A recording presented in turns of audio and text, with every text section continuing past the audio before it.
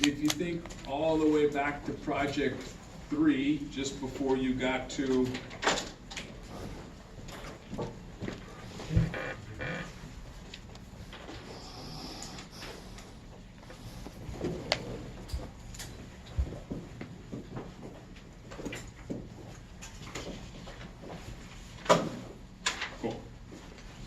if you think all the way back to project 3, that was the last of the Romex projects you did, where you came out of a box with 2 yellow Romexes dropped down to a half-pot receptacle. And remember putting the black tape on the white wire there?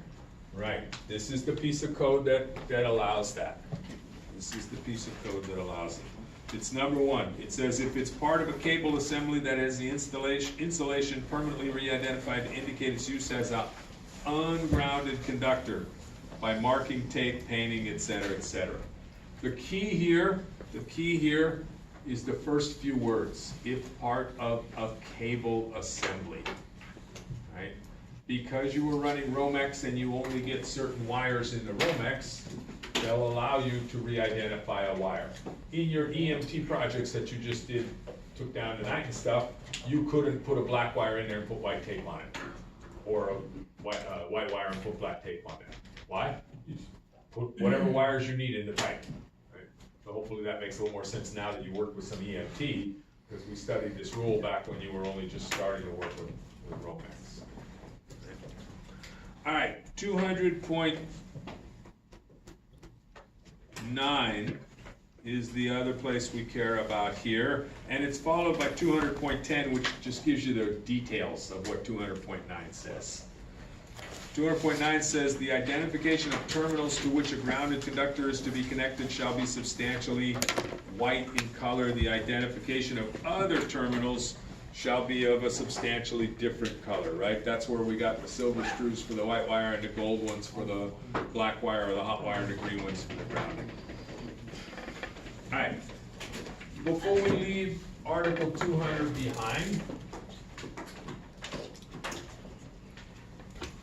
we know this from common knowledge, but I want to reference, you don't have to go there, I want to reference Article 250, which actually covers grounding and bonding. And while we didn't go there in the code, hopefully it's common knowledge to you that grounding conductors are green or bare. There's actually a couple of others like green with yellow stripes, but for our purposes here, green or bare, right? Green or bare. And remember that there is no rule in Article 250 comparable to the one in 200 that says you can take a white wire and put black tape on it, right? These guys are used for grounding only, right?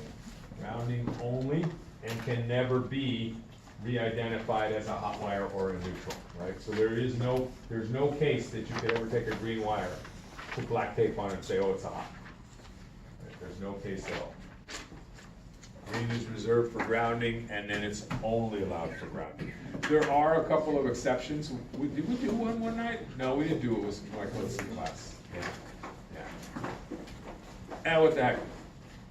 It's the right time of the year anyways to do this. Let me give you a page number real quick. And we're going to look at something strange in the code. Something strange and wonderful in the code. Can you get into the lot? It's, yep. Page 123. A little mini detour here. What did you waiting for us on that? Page 120, everybody got it? 251.19. Exception number 2.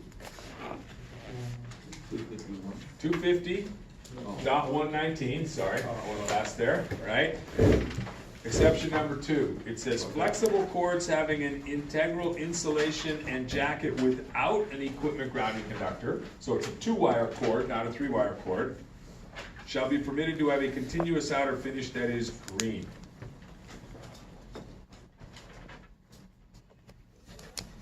I'll try again.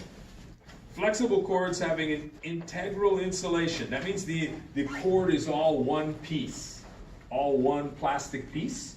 Right? not like a jacket with wires inside of it. It's all one molded thing.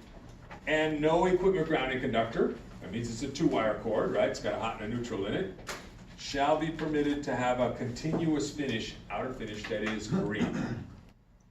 So it has a ground built in. No ground, it has no ground. It's a 2-wire cord. You've all seen this cord a bazillion times in your lives. Extension cord? Nope. Dictionary time. Christmas lights? There it is. Who said that? Damn, dude, nobody likes to show off.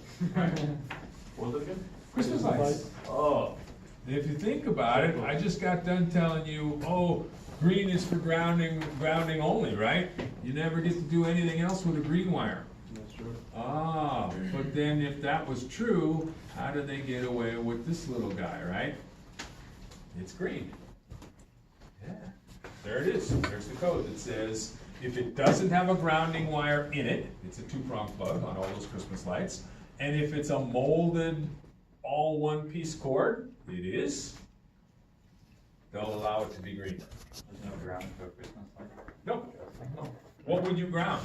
There's a light bulb here and it's all plastic. There is Makes nothing sense, to it ground. was- There isn't anything to Never ground. allowed this Yeah. before. What's matching prong. with the Christmas tree? Yeah. What is exception number 3 here, though? What is exception 3? Conductors of green installation shall be permitted to use an ungrounded signal conductor were installed between output terminals of traffic signal control and traffic signal indicating heads. They're allowing the traffic signal guys to run a green wire from that vault or that cabinet that's at the street corner up to the green traffic light. They use red, yellow, and green. That way, when you're trying to trace something out, there's your switch light green, there's your switch light yellow, there's your switch light red. Makes sense. Yeah, they allow it in that specific system, only in those systems. So if you get into that, that's real. And then they say in the last type of that, you either, for your actual ground, you can't use green now. You have to use bare or green with yellow stripes, which tells people, oh, that's a grounding conductor, not the green light wire. This is a very specific exception. A very specific I exception. didn't know that was the signal light exception. That's exactly what that is, right? By the way, since we're here, look at letter A. Conductors number 4 and larger, surprise, surprise, guess what number 1 says? An insulated or covered conductor number 4 and larger shall be permitted at the time of installation to be permanently identified as an equipment grounding conductor at each end. In other words, what are they telling us? Black wire with green tape, if it's bigger than, if it's 4 or bigger. Right? If it's 4 or bigger, they're allowing that. The same way we saw the black wire with the white tape, same idea, right? That same dividing line.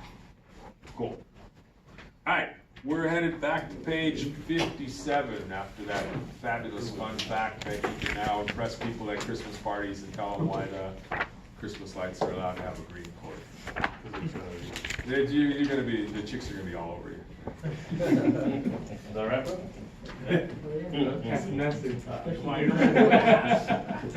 don't want to use Yeah, it. you show up with a couple of scraps of EMT and a bender, it's like, man, you know. The big shot. Ah, yes, our old I'm friend. gonna go down to the packing house over there.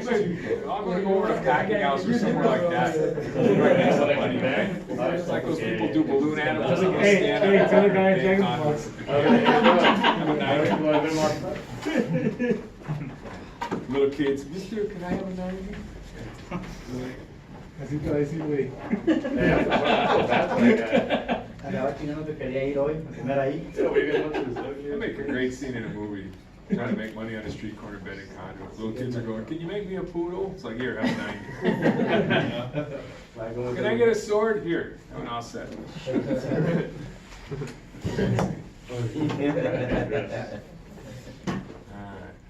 What am I supposed to do with this? They all put wire in it.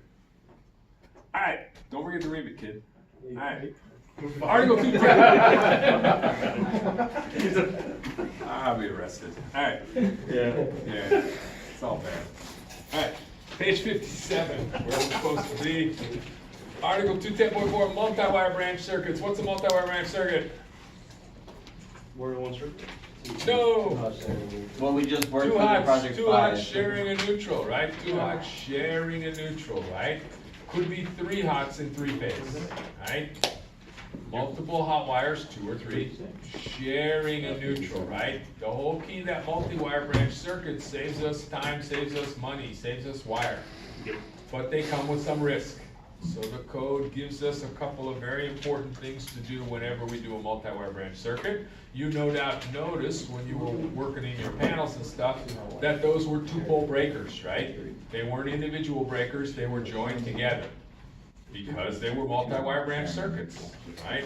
So letter B says, each multi-wire branch circuit shall be provided with a means that will simultaneously disconnect all ungrounded, translate hot wires, at the point where the circuit originates. They just described to us a 2-pole breaker. They should say every multi-wire branch circuit should have a 2-pole or 3-pole breaker on it. But instead, they simply say a means to simultaneously disconnect. Is that why the service disconnect on a breaker has 4 poles on it?